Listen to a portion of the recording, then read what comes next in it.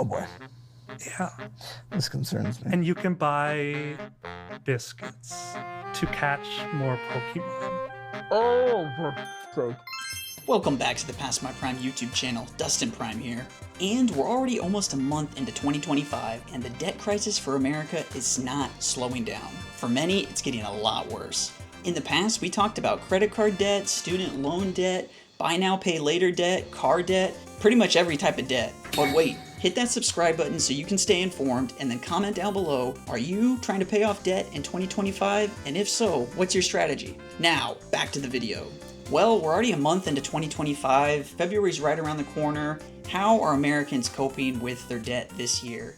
And what's one of the bigger things affecting them? Defaulting. What's up, America? Credit card debt in the United States. Well, a record number of Americans are paying the minimum payment when it comes to credit card payments. Yes, approximately 11% of America is paying minimum payments, and 70% of people are barely making over that, approximately 5% more than minimum. So basically 70% of people that are paying credit cards are barely paying the minimum, but 11% are only paying the minimum. Now, credit card agencies, you know, the ones that made 30% interest rates, are now warning that up to 60% of people with credit cards could default on those cards. Gee, who would have thought you would default on a card with a 30% interest rate? Wonder how that's legal. I wonder how credit cards are able to charge 30% interest when in my state, usury starts at 10%, and that's illegal. Oh yeah, I forgot. All the credit card companies are based out of Delaware, Joe Biden's home state. And in Delaware, it's legal to charge 11 billion% because the American people, right? Yeah, fuck credit card company, more like it. Just want to check on Discover Card too. Discover Card, you good? Yeah, what a trap. A 30% interest rate on those cards, and you gotta think, that's right after holidays. So people are starting off the year with a massive amount of debt, and they're at 30% interest rates. And if you're only paying the minimum, you're never gonna get out of that debt trap. So like he's mentioning there, with such a high amount of defaults too, there are just so many people that are in for a rude awakening. And we've been hearing about this too. It's not just defaulting on credit cards. A lot of it is like car loans and other things like that as well. High interest rate on a car loan is a trap. I'm gonna just say this. Some of y'all never had good credit, and it shows. For y'all to be okay with getting approved for 24% interest rates or 32% interest rates on cars, they're robbing you. And you're allowing them to, because you're not educating yourself on your credit and your finances. It's not okay to have $1,000 car note when your interest rate is that much, because only probably $50 is going towards the principal of what that car is, which is probably an upside down loan that is not worth the Kelley Blue Book value that you're paying on. But when I tell y'all to file bankruptcy and get rid of that car, which you have is upside down, you can get a better vehicle with a better interest rate after you file bankruptcy. No, a lot of you are not applying for the needed 1 to 2 active credit cards to have a good credit score. You're not having good installment loans where you're paying $25 or $30 a month to make sure you have positive accounts reporting. I know it shows by the interest rate that you're letting these dealerships approve you for, and it shows. Yeah, you're getting ripped off. So you hear a lot of people mention that, you know, a car loan, getting a brand new car is like one of the worst investments you can make. It's totally true. The second you drive it off the lot, you lose a humongous amount of value. But if you're also stuck in a loan with an interest rate that high, you're paying so much extra for an asset that's just decreasing in its value.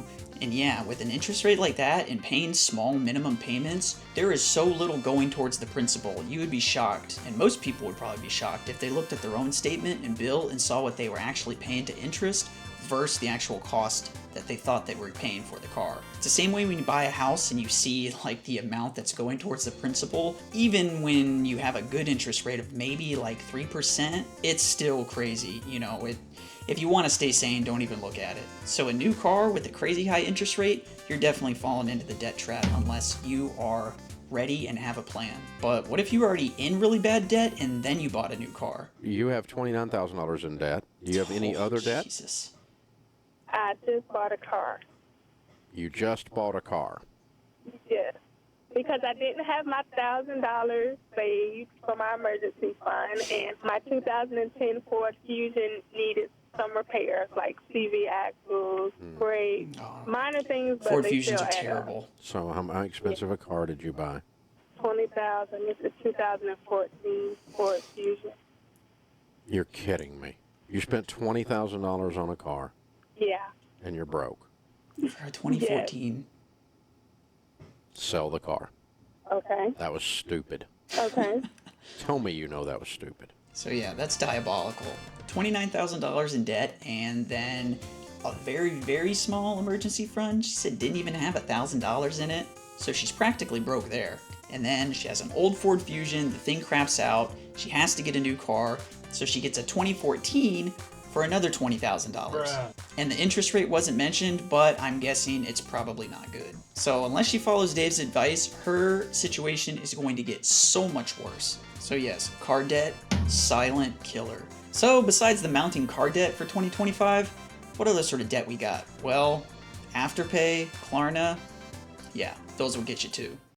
We have got to stop using Klarna, Afterpay, and Affirm for every purchase we make. Since when did that become so screw those. normalized? I literally just Klarna'd something that was $80. And I'm sorry, but if I don't have $80 to pay up in full, maybe I just don't need it. It's not an essential. I just feel like using those type of services are so normalized, especially if you're in your early 20s. And if it's not for a necessity, I'm sorry, but it's not normal. Don't do it. For 2025, I want to pay off all of my debt I have when it comes to those, because yes, you accumulate this huge number and then you're like, oh my gosh, what happened? Yeah, Klarna, Afterpay, the different sort of buy now, pay later services, another huge trap. Recently, there was a lot of articles being published in some different areas, specifically about finance, saying that so many of the people that use those buy now, pay later services, they have multiple loans for all these different items. And sometimes they'll have like over 10, over 20 that are still outstanding for different things that they haven't paid off using those different services. And in one of my previous videos, the holiday spending Christmas hauls video, we showed examples how like on TikTok and different sorts of social medias, there's so much like bad influence for people saying to go out and like use those services because, hey, you can use them, you don't have the money now, but you'll be able to get what you want and then you can just pay it back. It's the same sort of mentality that traps people on credit cards. And we had that clip where it was like Paris Hilton saying that you should be going out and getting the items you want using Klarna. So you have a billionaire telling people who can't afford something that's $80, using her for example, that then they should just put it on a buy now, pay later. I mean, that's a joke. So be wary out there. Don't fall into that false influence. If you can't afford it now, don't buy it. But what if you're thinking, I should do some sort of debt consolidation? Well, that's probably not the answer either. It might work for some people, but not for everyone. 21,463 at 8%. What is this possibly for? You're going to Disney when we have an 8% $22,000 loan, completely offsetting all and every retirement account by far that you have? We had a lot of credit card debt that we wanted to try to consolidate. They all had like over 20-something% interest rates, so we figured the loan we could pay them off and So you then pay guys the haven't loan. made progress. You're not a progress-making people. You haven't done anything. You're not paying on your student loans. You're spending triple what They had you student make, loans, and too. you didn't pay off any credit cards. You just consolidated it. We paid off some. Isn't it better to have the lower APR than... Mathematically, yes, but what happens in people's positions like yours who have not fixed their behavior first? Have you ever consolidated not loans set in the up for past? this. No. So what often happens is now your credit cards just go right back up. Not today, not tomorrow. But it can happen. That's what often happens. Because I know you haven't changed your behavior. Yeah, Again, they'll triple the fall right spending. back It is into it. literally documented.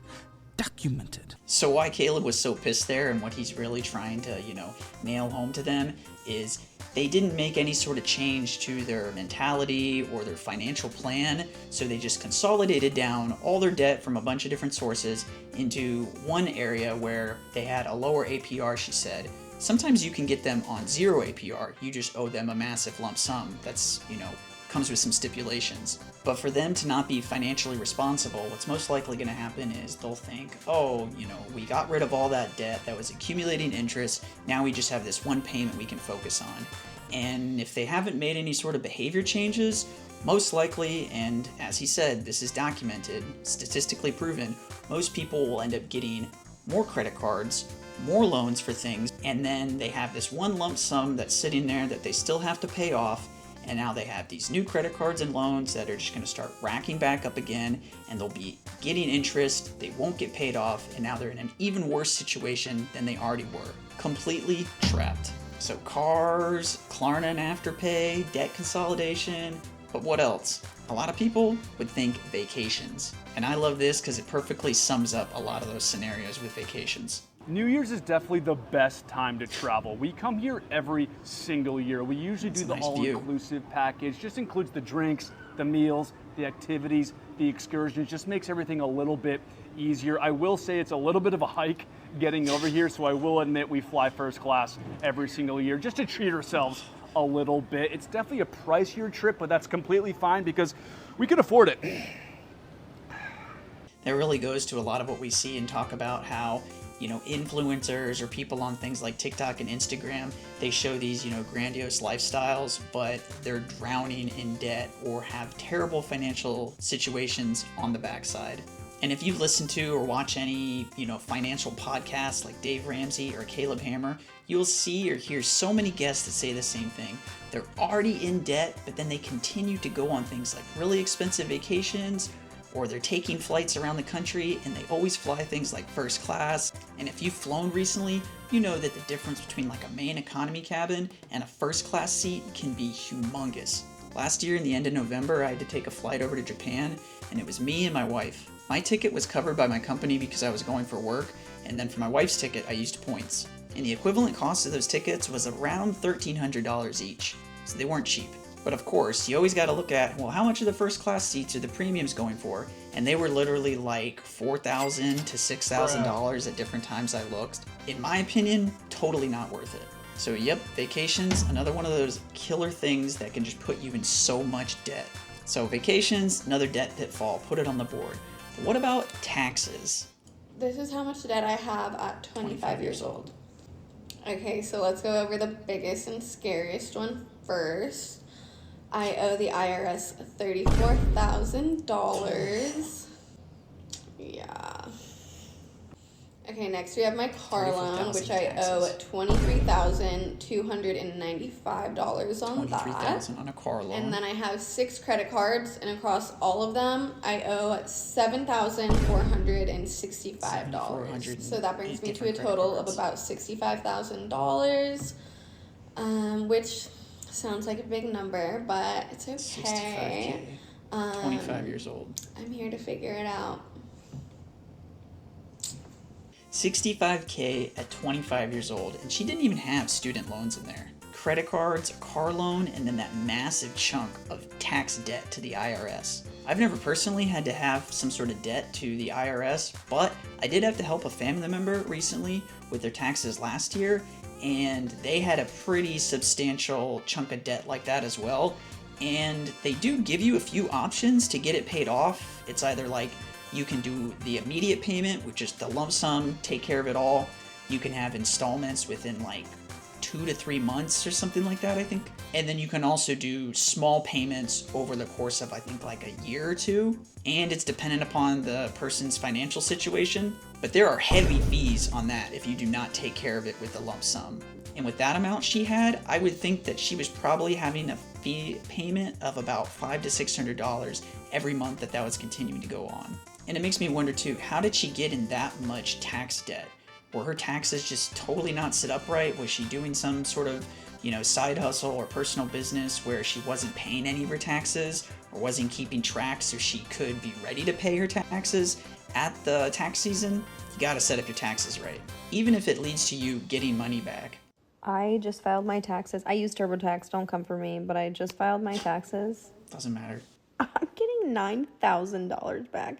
This country, if anything, pays you to have kids, okay?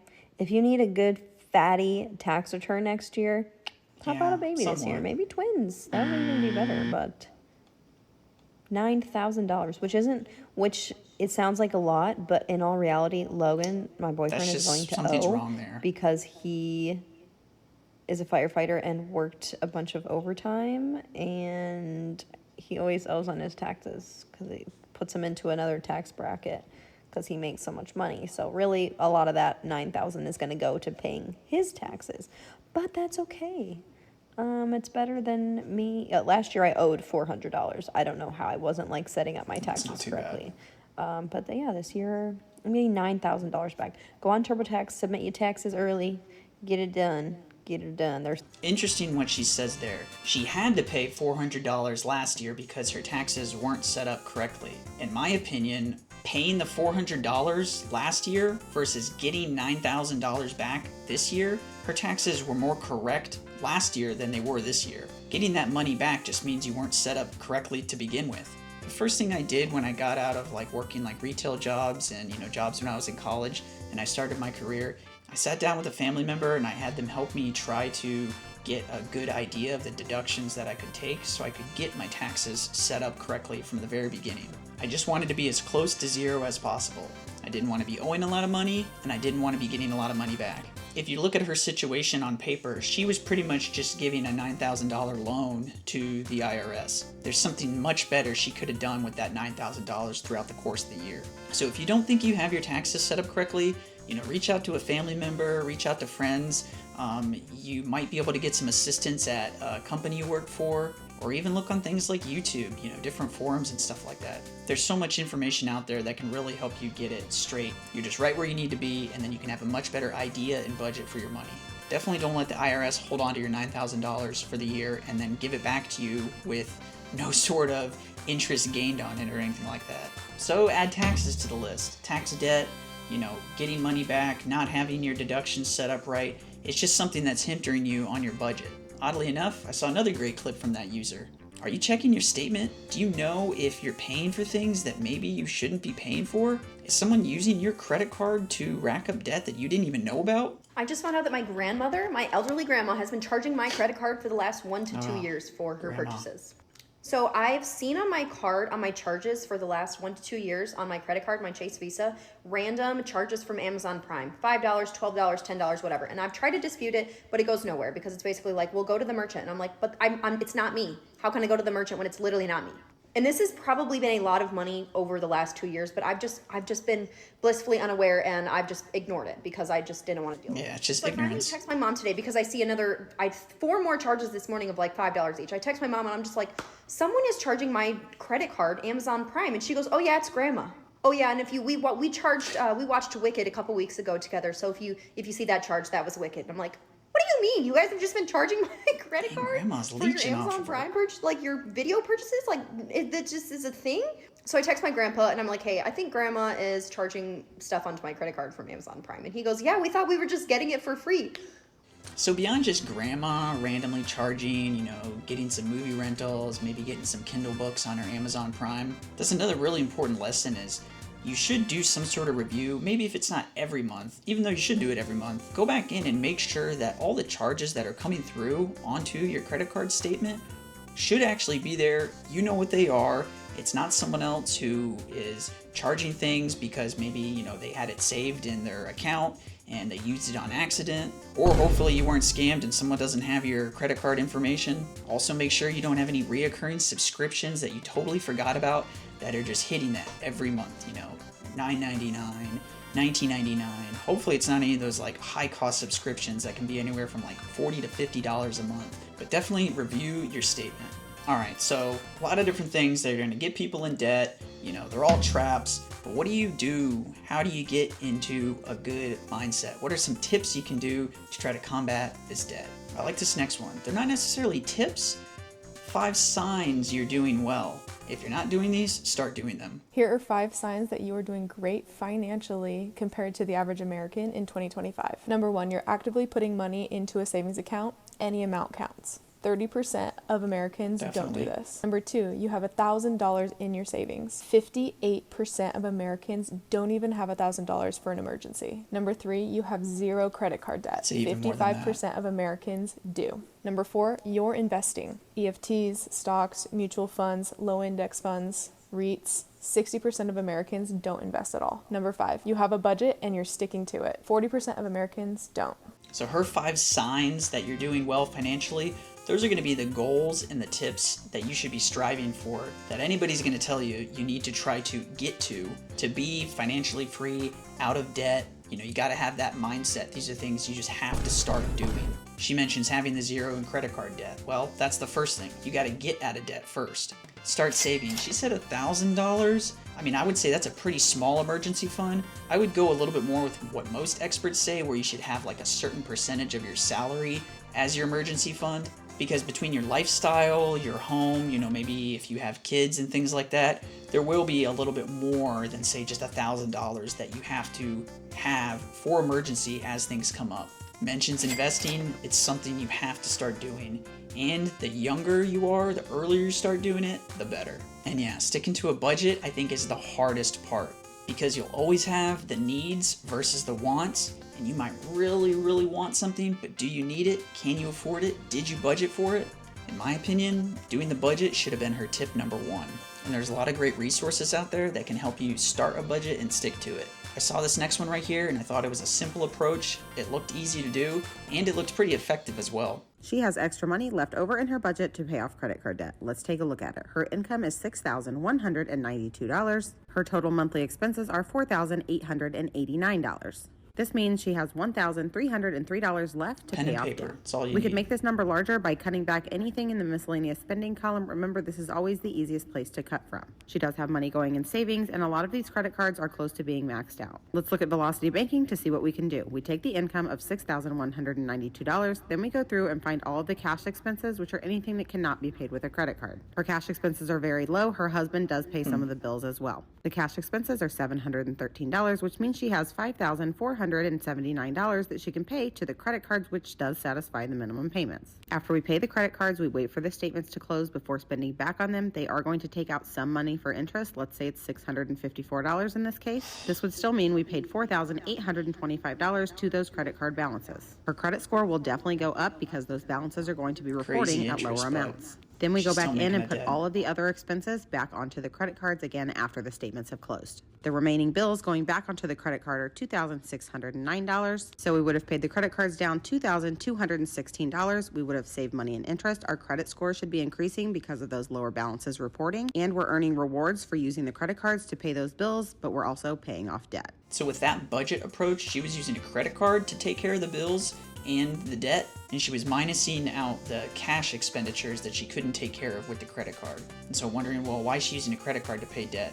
Well, with a structured approach like that, she was using the credit card so that she could get the points back and make a difference in the debt. And it was hard to see on the paper there, but I think it said it was somewhere around like $15,000. So it's a pretty big chunk of debt, and she wasn't paying it all back completely, so there was some interest charge coming on there. But following that plan, they were still paying more than minimum payments. They were making an impact. They were getting a little bit of interest, but then they were also gaining some points out of that they could have been used for, you know, maybe hotel, cashback, airlines. And using that strategy to make a dent and pay that debt down every month was helping the credit score. So it was like 3 wins: points, better credit score, and paying down the debt. And nothing fancy, no spreadsheets, you know, no digging into a whole bunch of different things and trying to upload stuff. Literally just pen, paper, go look at your statements and write the stuff down. So a great plan, a great budget, really help you get out of that debt trap. But what if you just need something else? Side hustle time. And I actually knew quite a lot of people who did this side hustle. I need to make $1,100 in 7 days, so let's go do some Uber Eats. It's like $160 a day, so I think that's doable. I'm trying to pay off my credit card debt by June, by summer at least. I'm trying to save for a wedding! So I'm paying a lot. If I can pay totally different $1,100 a month, get it done by summer. Which means I need to start doing Uber Eats and Instacart and Grubhub and anything else that I can get accepted for. So Uber Eats has a lot of orders today. It just snowed, so the roads are kind of bad. People don't want to go out in the snow, so they just start Uber Eating I'm taking everything. it to my advantage and doing some Uber Eats. I just had a double order that I just did, and it took me about 45 minutes because, first of all, Starbucks took forever to make the first person's drink, and they lived right down the road, so that was great. That was perfect. I think they got me like $8. But then I did one where it was 30 minutes away. Like, I don't understand understand. Like, these towns were 30 minutes away. But I got $30 total for that double order, so it was kind of worth it. $30 for 45 minutes. So now I have to drive back into town to see if there's any other orders I can pick up, because I'm only at $30. $130 to go.